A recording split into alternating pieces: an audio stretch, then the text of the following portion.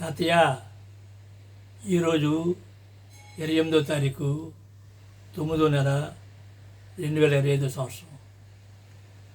ఏదో నా జీవితంలో మార్పు జరిగింది, చెప్పలేను. ఒక మాట చెప్తాను, నమ్ముతారా? 84 సంవత్సరాల వయసు నాది. రాత్రి పడుకుని ఉదయం లెగిస్తున్న గ్యారంటీ లేదు, అలా ఉన్నాను నా పరిస్థితి. కాబట్టి ఏ తోవ లేక, ఏ దిక్కు లేక, తండ్రి నీవే కావాలా, నీకంటే నేను దేనిని ఎవరిని ప్రేమించకూడదు, నన్ను నేను కూడా ప్రేమించకూడదు. ఎందుకంటే తల్లి గర్భంలో పిండముగా పడిపోకుండా కాపాడింది నువ్వు, శిశువుగా బయటికి రప్పించింది నువ్వు, పలుమారులు ప్రాణగండంలోంచి కాపాడింది నువ్వు నన్ను అని చెప్పేసి ఉదయం పూర్తిగా ప్రార్థన చేసుకున్నాను. నేను ఒంటరిగానే తల్లి గర్భంలోంచి వచ్చాను, ఒంటరిగానే సమాధి అవుతాను, ఒంటరిగానే పునరుత్థానం పొందుతాను. కాబట్టి నేను నాలో లోపాలు ఉన్నాయి, శరీరానుసారంగా ఆత్మానుసారంగా నేను లోపాలు ఉన్నాయి, దోషాలు ఉన్నాయి, పాపాలు ఉన్నాయి. అవన్నీ ఒప్పుకున్నాను, అన్నీ ఒప్పుకున్నాను. ఏదో మనసు శాంతిగా తృప్తిగా ఉంది నాకు. చదవండి, ఏఎస్కేలు చదవము. ఏఎస్కేలు 33 14-16. ఏహెజ్కేలు 33 అధ్యాయము 14 నుంచి 16 వచనాలు. మరియు నిజముగా మరణమును పొందుదుమని దుర్మార్గునికి నేను సెలవీయగా, ఆ దుర్మార్గుడు నేనే. అతడు తన పాపం విడిచి నీతి న్యాయములను అనుసరించుచు పొదవ సొమ్మును మరలా అప్పగించుచు ఇంకా తాను దొంగిలిన దానిని మరలా ఇచ్చివేసి పాపము జరిగింపగా ఉండి జీవనాధారములకు కట్టడలను అనుసరించిన ఎడల అతడు మరణము నొందక ఆవశ్యముగా బ్రతుకును. నేను ఎవరి దగ్గర మోసం చేసి ఎవరిని దూసుకున్నా, దొంగిలించినా, అబద్ధంలాడి నాకు తెలియచేయండి. నేను చనిపోకముందే, సమాధి ఆగముందే నా దగ్గర రండి. నా ఫోన్ నెంబర్ మీకు చెప్తే తెలుసు కదా, వచ్చి సమాధిలో పెట్టండి తప్పకుండా. ఎందుకంటే దుర్మార్గుడిగా, అన్యాయస్తుడిగా, దొంగగా, దోచుకునేవాడిగా, వ్యభిచారిగా, ఆ పాపిష్టుడిగా సవ్వకూడదు. నేను నీతివంతుడు నిద్రించాలా, పరిపూర్ణుడిగా పాతిపెట్టబడాలా, పరిశుద్ధుడిగా లెగాల, నిత్యమైనతో ఉండాలి. అది నా జీవితం వాంఛ. అతడు చేసిన పాపములలో ఏది అతని విషయమే జ్ఞాపకం నాకు తేబడదు. ఈ పాపలన్నీ నేను ఒప్పుకొని సరిపోదు, సరి చేసుకోవాలి. అతడు నీతి న్యాయములను అనుసరించిన గనుక, వీటిపైన ఎంతవరకు నేను నడిచినని చెప్పలేను, నీతి న్యాయాలను అనుసరించిన కనుక నిశ్చయముగా అతడు బ్రతుకును. అది బ్రతకాలన్నది రావాలి. అదే ఇర్మియాలో ఏమిరాయో, నేను చాలా ఆనందంగా ఉన్నాను, తృప్తికరంగా ఉన్నాను, హాయిగా ఉన్నాను. ఏదో చెప్పినారు కానీ ఆనందం, ఏదో తృప్తి. ఇది నాకు అర్థం కాలేదు. ఇంతకుముందు ఇప్పుడు ఇలాగ అనిపించలేదు. తెల్లవారుజామున ఇవాళ ఉదయం 7 గంటలకు వెళ్ళి ఆకాశం వైపు 2 చేతులు ఎత్తి, ఆకాశం వైపు 2 చేతులు ఎత్తి ప్రార్థన చేసుకున్నాను. నన్ను నేనే తీర్పు తెచ్చుకున్నాను, నన్ను నేనే పరిశీలించుకున్నాను. లేఖన వెలుగులో 9:23 చదువు. ఇర్మియా 9వ అధ్యాయము 23-24 వచనాలు. యెహోవా ఇలాగ సెలవిచ్చున్నాడు, జ్ఞాని తన జ్ఞానమును బట్టి, సూర్యుడు తన శౌర్యమును బట్టి అతిశయింపకూడదు. నాకు జ్ఞానం ఉంది, ఇది ఉందని అతిశయం రాకూడదు. ఐశ్వర్యవంతుడు తన ఐశ్వర్యమును బట్టి అతిశయింపకూడదు. డబ్బు ఉంది, ఇది ఉంది, పొలం ఉంది, పొట్టుందని అది అతిశయం రాకూడదు. అతిశయించువాడు దేనిని బట్టి అతిశయింపవలనగా, అతిశయం అంటే నాగేట్రా ఆ పర్వతాన్ని ఉన్నాడు, అది బోస్టింగ్ ఆఫ్ హిమ్సెల్ఫ్. అతిశయించువాడు దేనిని బట్టి అతిశయింపవలనగా భూమి మీద కృప చూపుచు నీతి న్యాయములు జరిగించున్న యెహోవాను నేనే అని గ్రహించి నన్ను పరిశీలనగా తెలుసుకున్నట్టు బట్టియే అతిశయింపవలను. యథార్థం చెప్తున్నా, అట్టి వాటిలో నేను ఆనందించువాడినని యెహోవా సెలవిచ్చుచున్నాడు. బాగా వినండి, నేను బొమ్మను మొక్కేవాడిని. నా పేరు ముత్యాల నాయుడు, పక్క హిందూ. 1977 అంటే 45 సంవత్సరాల క్రితం పరలోకమైన తండ్రి ఉన్నానని నాకు తెలియజేశాడు. అప్పుడు నేను భారతదేశం నలుమూలలో తిరిగి, నీవు నా చిన్న కుమారుడు చనిపోయే కుమారుడు బ్రతికించడం ద్వారా నాకు రుజువు చేయు, నేను తిరుగుతానని చెప్పి నీ సాక్షి నమ్మకం సాక్షిగా జీవితాను, నా సర్వస్వం నీకే అంకితం, నా వారు అన్నవారు ఎవరని నీ వారని ఆ రోజు మొక్కున్నాను. అబ్బా నేను బాంబే వెళ్ళాను, ఢిల్లీ వెళ్ళాను, అహ్మదాబాద్ వెళ్ళాను, డెహ్రాడూన్ వెళ్ళాను, అస్సాం గువాహటి వెళ్ళాను,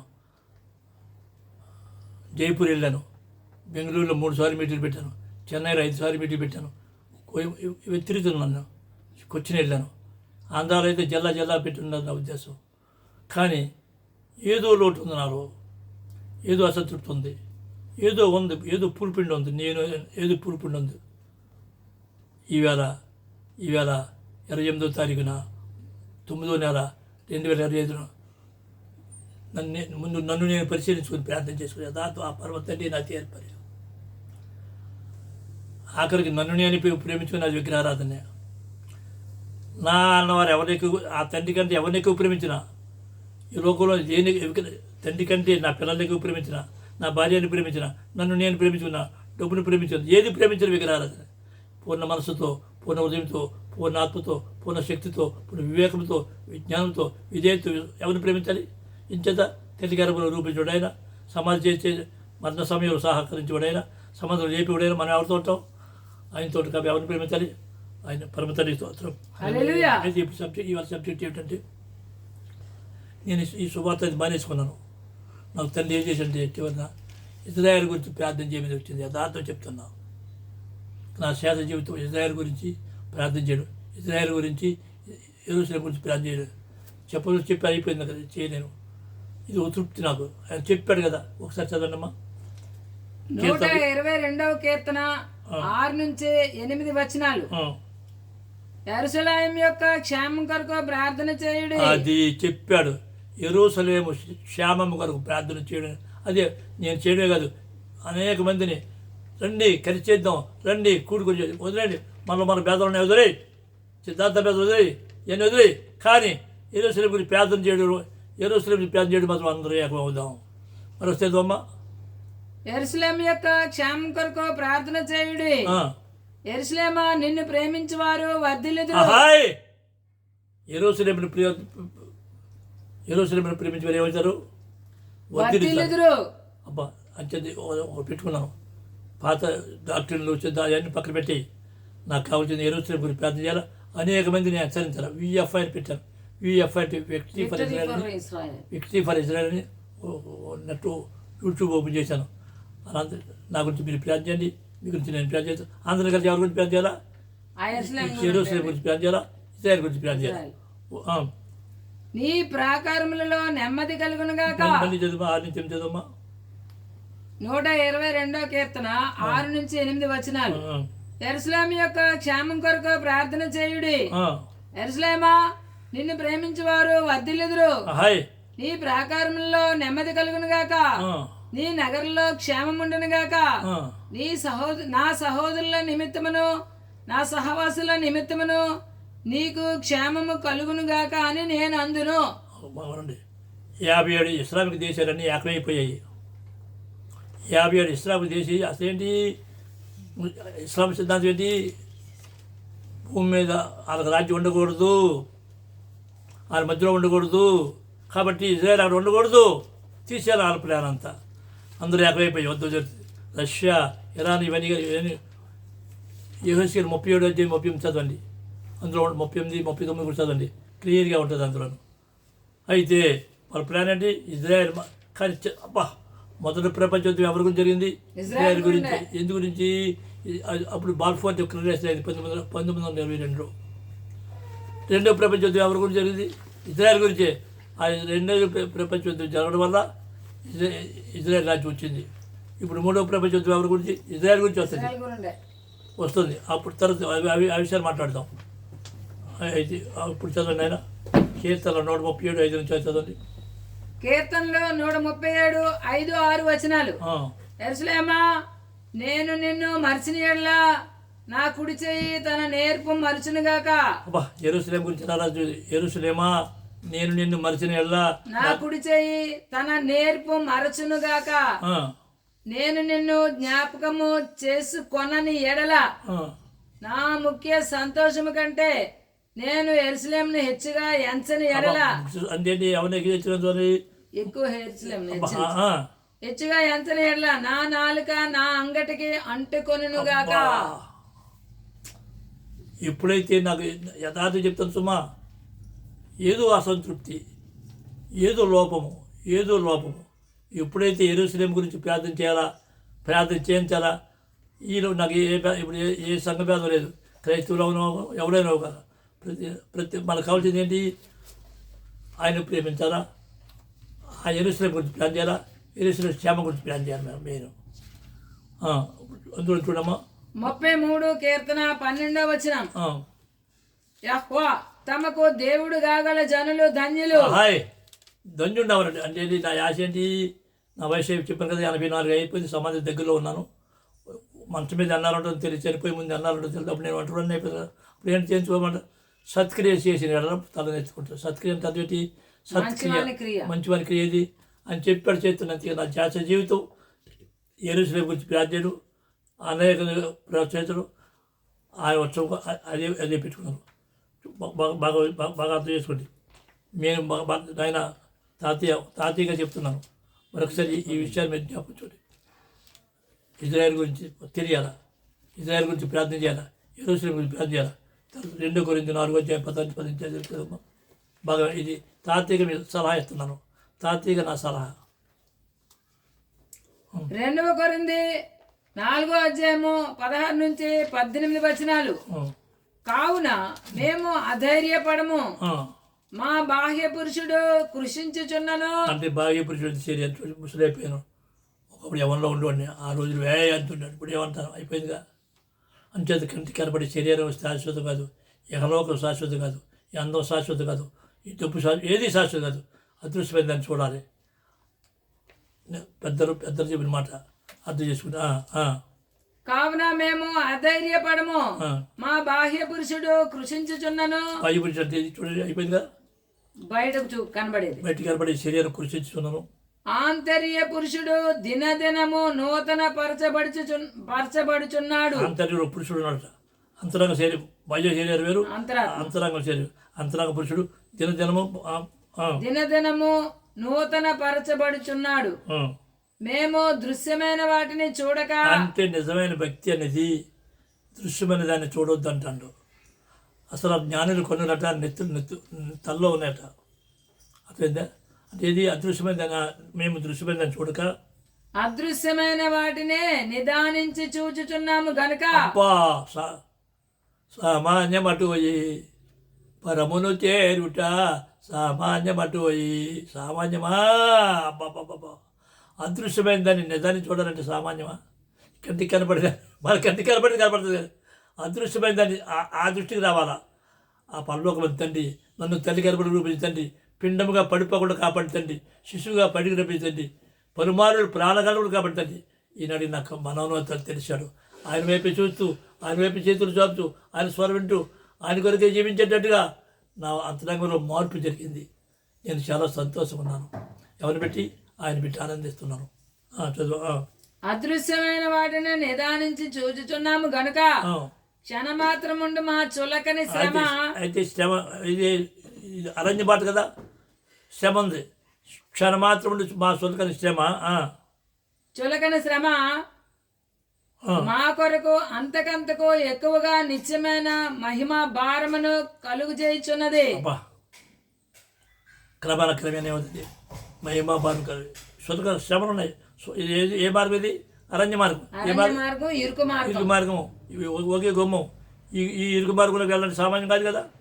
అనేకమైన శ్రమలు, నిందలు, శోధనలు వస్తాయి. కానీ అందులో కూడా ఆనందించాలి. అసలు భక్తి అంటే తెలిసే భక్తి. ఒక విషయం చెప్పండి తాతయ్య,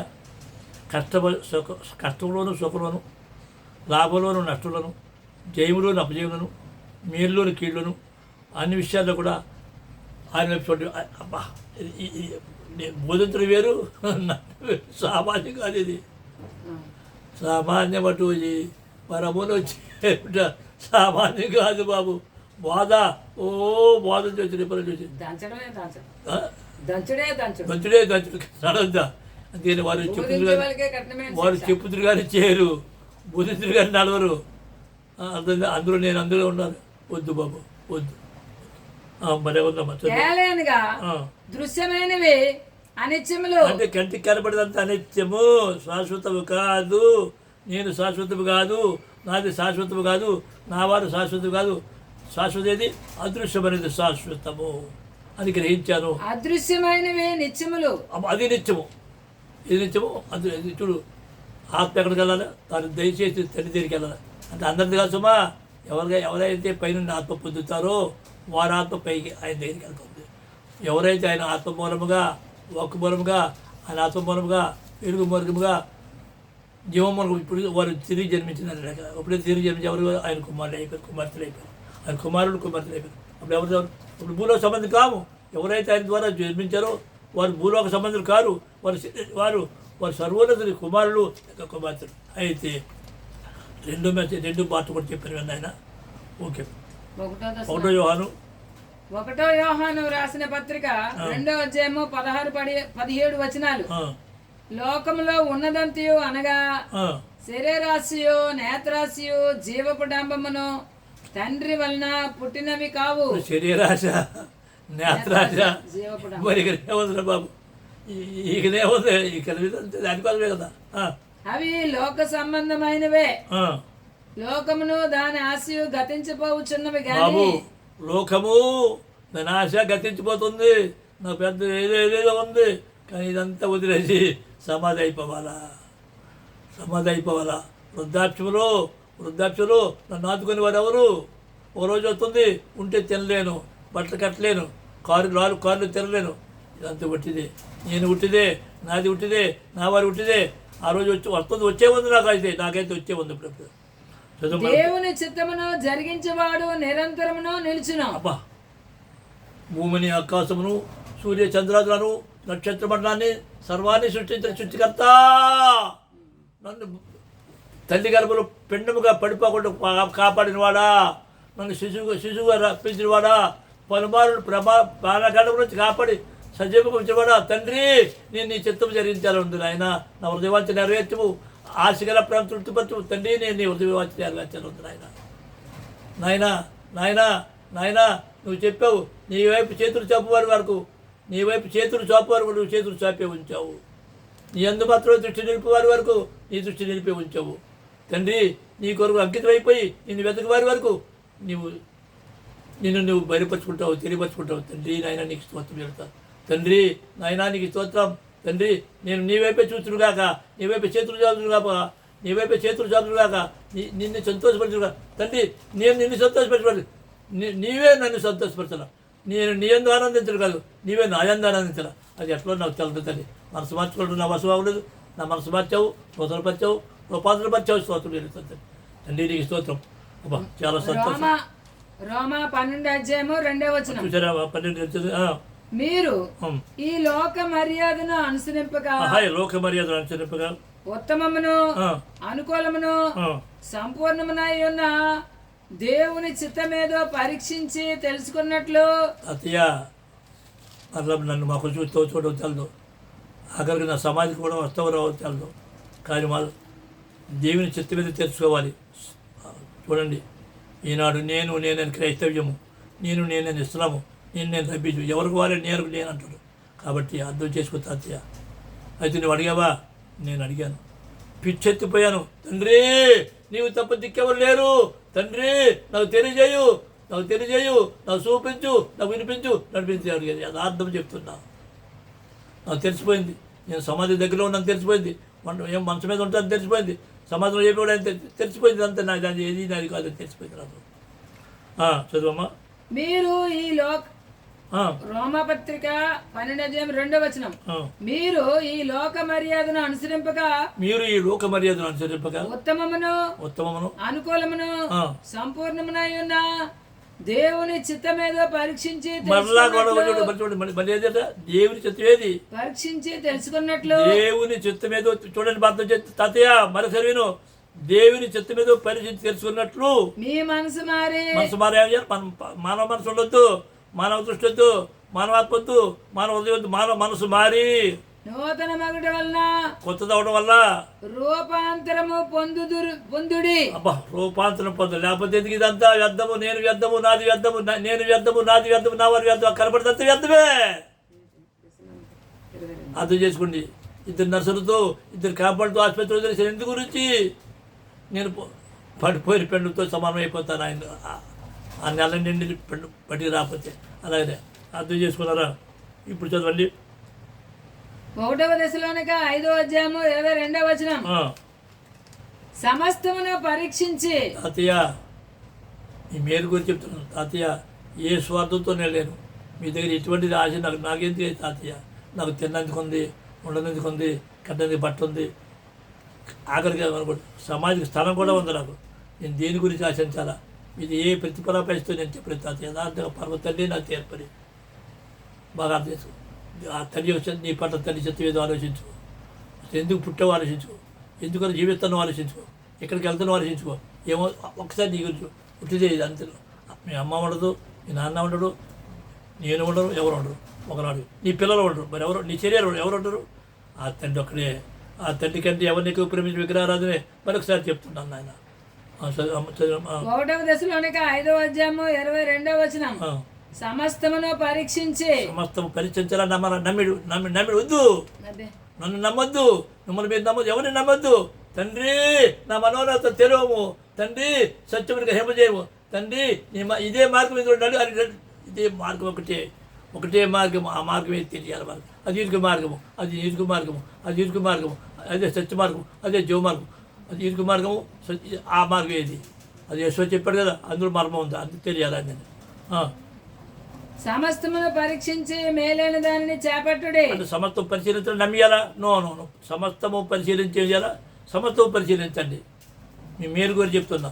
సమస్తము పరిశీలించి మేలైన ప్రతి విధమైన కీడునకును అగలేదు దూరముగా ఉండు. అది తాతయ్య నేను చెప్పలేదు తాతయ్య, పౌరు గారు చెప్తున్నారు. సమత్వం పరిశీలించి మేలైందని చేపెట్టాలా? అయితే ఏం చేయాలా? నేను పరిశీలించాను తాతయ్య, నువ్వు పరిశీలించవని పరిశీలించా.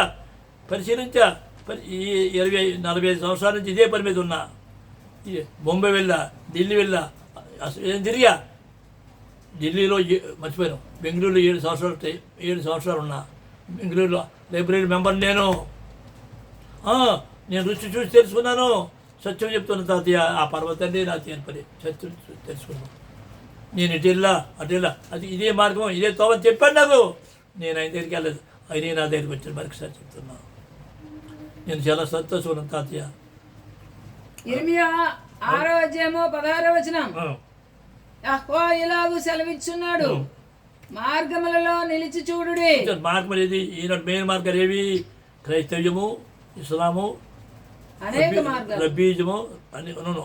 క్రైస్తవ్యము, ఇస్లాము, రబ్బీజము, యహూదీజం ఒకటి ఉంది. ఇక ఈ 4 మార్గాలు చూడాలా. చూసి అయితే అన్ని మార్గాలు చూసి ఇదే మార్గం మీద నడుగుడు అని వినాలా. యెషయా 30:21 ఉంటుంది. ఇదే మార్గం అది లేకపోతే ఎందుకయ్యా? లేకపోతే ఎందుకు వినాలా? చెప్పు. ఒకటి దాన్ని నమ్మొద్దు, ఒకటిదే. ప్రతివాడు మోసం, ఆయనే సత్యం. వ్యక్తిగతమైన సంబంధం కలిగి ఉండాలా. రుచి చూసి తెలుసుకోవాలా. అది ఏం చదువమ్మా. ఇర్మియా 6వ అధ్యాయము 16 వచనం. యెహోవా ఇలా సెలవిచ్చున్నాడు, మార్గములలో నిలిచి చూడుడి. మార్గములలో చూడండి అంటే అన్ని మార్గాలు నేను చూడాలి వద్దా? నేనైతే క్రైస్తవ్యం నేను చూశాను.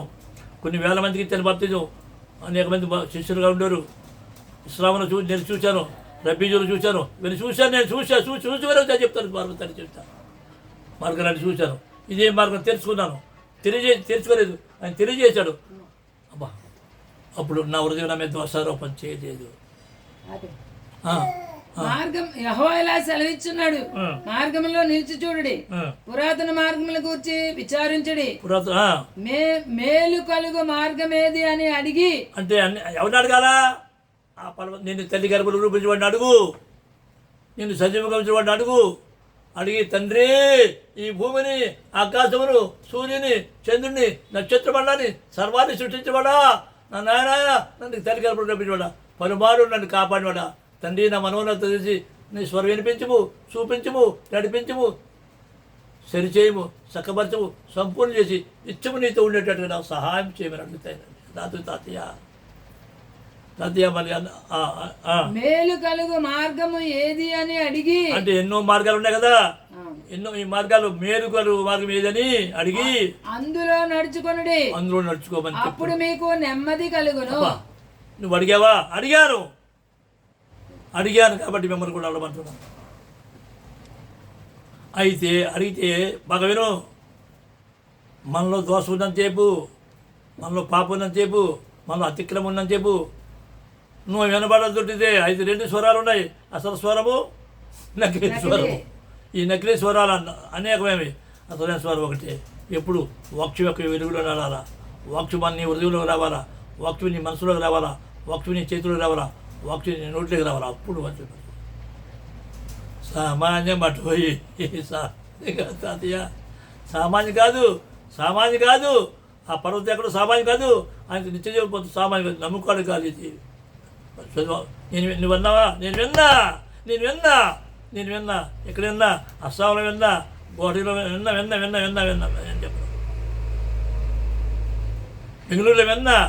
చదివినాయన యెషయా 21 చదువు. యెషయా 30:21. యెషయా 30:21. మీరు కుడి తట్టాయనో ఎడమ తట్టాయనో తిరిగినను. నేను తిరిగాను, కుడి తట్టు వెళ్ళాను, ఎడమ వెళ్ళాను, నాకు అని చూశారు కదా. ఇదే నిజం అనుకుంటాను. ఇదే త్రోవ, దీనిలో నడువుడి అని నీ వెనక నుండి ఒక శబ్దము నీ చెవులకు వినబడును. నాకు వినబడదే, సత్యం చెప్తున్నా తాతయ్య. అబద్ధమాడు పెద్దలు ఆయనకు అసహ్యము. నాకు వినబడింది, నాకు ఆ త్రోవ తెలిసింది. ఇంతవరకు వేరు, ఇప్పుడు వేరు. నీవు కూడా పొందాలా. నాకంటే తాతను మించిన మనవడు అయిపోవాలా, తాతను మించిన మనవరాలు అయిపోవాలా. ఎందుకంటే నాది పరిపూర్ణం కాదు. పరిపూర్ణమైనది వచ్చినప్పుడు ఇది ఓన్లీ బేసే తప్ప అసలైనది వస్తుంది. సత్యము చెప్తున్నా, పరిపూర్ణ అవ్వాలా. పరలోకమైన తండ్రి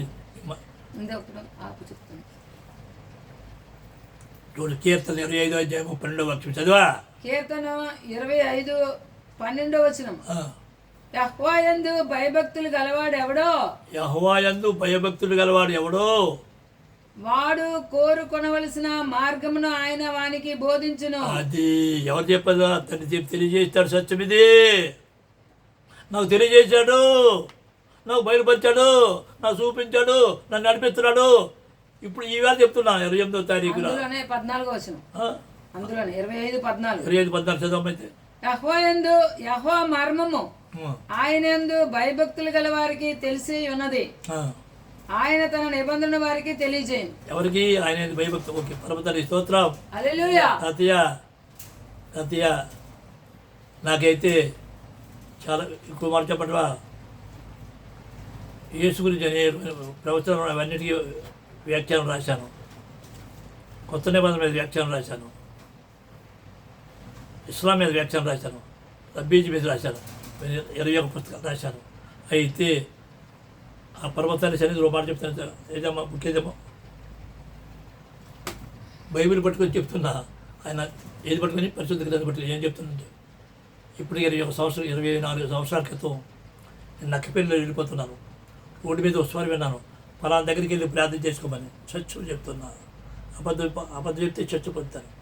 అక్కడికి వెళ్ళి ప్రార్థన చేసుకున్నాను. అక్కడ ఏం తెలియజేసి, ఒక రోజు వస్తుంది నీ వర్తమానం కానీ నీ నీ నీ గ్రంథ నీ లిటరేచర్ నీవు రాసిన పుస్తకాన్ని వెళ్తే సత్యాన్వేషులు, సర్వసత్యాన్వేషులు ఇనుపనవలు వంటి వాళ్ళు. నీ వర్తమానము అయస్కాంతి వంటిది, వాళ్ళు అంటుకుపోతాడని వచ్చింది. ఆ తర్వాత కాకపోతే దాని తర్వాత సత్యమే సంతమీతిలో ఉంది. ఆయన సత్యమే పర్వతాన్ని లోతుగా ఉంది, దూరంగా ఉంది. కాబట్టి పరలోకమైన తండ్రి ఈ వాక్యమైన బలిపించున్నాడు. తాతయ్య మరొకసారి చెప్తున్నా, ఒకనాడు కంటికి కరపడి నేను ఉండను, నాది ఉండదు, నా వారు ఉండదు, ఆయనే నిత్యము. నిన్ను తల్లి కరపులో రూపించిన వారి కంటే నీ తల్లిని కానీ తండ్రిని కానీ భార్యను కానీ బిడ్డలు నిన్ను కానీ ఎక్కువగా ప్రేమించను. పూర్ణ హృదయంతో, పూర్ణ మనసుతో, పూర్ణ ఆత్మతో, పూర్ణ శక్తితో, పూర్ణ వివేకంతో, విజ్ఞానంతో, విశ్వాసం ఆయనే ప్రేమించు. అప్పుడు వృద్ధాక్ష బంధు చనిపోయే ముందు శాంతి పొందుతావు. సత్క్రియ చేసిన తలనెత్తుకుంటావు. సత్క్రియ అంటే సత్ అంటే మంచివాడి క్రియ తండ్రి పని. పరమతండ్రికి స్తోత్రం. అయితే ఇది నేను వ్యక్తిని ఫర్ ఇజ్రాయెల్ నేను ఓపెన్ చేశాను. మనందరమే ఇజ్రాయెల్ గురించి ప్రార్థిద్దాం, ఆశీర్వదింపబడతాం, ధన్యమవుతాం. అది తప్పకుండా మీరు చూడండి. తర్వాత మీకు తెలిసిన వారు కూడా పంపించండి. తండ్రి చిత్తమైతే నాది ఏమో మరి నేను చెప్పే తండ్రి నన్ను తీసుకెళ్ళు, వస్తా, నీ వెంబడే పంపించు, వెళ్తా, నీతో ఎప్పుడే ప్రార్థన చేసి ఏమో తీసుకెళ్తే వెళ్తాను, రమ్మంటే వస్తాను. పూర్తిగా నన్ను నేను నాదన్న సమస్తము, నా వారన్న సమస్తము ఆ పర్వతానికి అంకితం చేశాను. ప్రశాంతంగా ఉన్నాను. అయితే నేను శరీరానుసారంగా ఎన్నో తప్పులు చేశాను. తప్పు చేసేవాడు శిక్ష తప్పదు. క్షమాపణ ఉంది, చర్చ ఉంటుంది. క్షమాపణ వేరు, చర్చ ఉంటుంది. చర్చ పొందుతారు, క్షమాపణ. చర్చ ఆయన క్షమించాడు, కానీ చర్చ ఉంది. తప్పు అంచేత ఏమో దాక్ష వెళ్ళగొట్టదు తెలియదు, నా మన వెళ్ళగొట్టదు తెలియదు. కానీ ఈ వర్తమానంతో సత్యము పరలోక మంత్రాన్ని మిమ్మల్ని ఆస్వాదించి మీరు మేమందరం కలిసి నిత్యం ఆయన సన్నిధిలో ఉంది కాదు. నా ఫోన్ నెంబరు 9247868811. తర్వాత నెట్లోను విక్టరీ ఫర్ ఇజ్రాయెల్ కూడా, victory VICTORY, victory for FR Israel ISRAEL అది కూడా వస్తుంది. Victory for Israel. పరమదానికి స్తోత్రం. తాతయ్య సంతోషం ఉంది తాతయ్య ఫోన్ చేసి నాకు ఫోన్ చేస్తే సంతోషపడతాను. తర్వాత మీ అభిప్రాయం కూడా చెప్పండి, తప్పే ఉంది తాతయ్యగా. ఎందుకంటే మీకు అర్థమైంది, నా రోజులు ఎరగొట్టు తెలుదు, ఎప్పుడు ఎరగొట్టు తెలుదు, రాత్రి పడుకుని తెలియదు తెలుదు. అంచేత ఒకసారి ఆలోచించిన మనసు, నీవు తప్ప దిక్కెవరు లేరు, అన్యదా శరణం రాత్రి అని తండ్రి అని ఒక విధంగా చెప్పండి. దిక్కుమారి వాడిని అయిపోయాను. ఆయనే చేశాను. చెదరగొట్టుబడేనే, పొడగొట్టుబడేనే, గాయపరచబడేనే, పుట్టుబడి అంతా ఆయనే. సమస్తం ఆయన వైపు చూస్తున్నారు. పరలోకమైన తండ్రి మనందరినీ నిత్యపోయి మిమ్మల్ని చూస్తున్నారు. పరలోకమైన తండ్రి మీ మనోనం తెలిసి సత్యములు గ్రహించున్నారు. యెహోవా నామములో హల్లెలూయా. షలోమ్.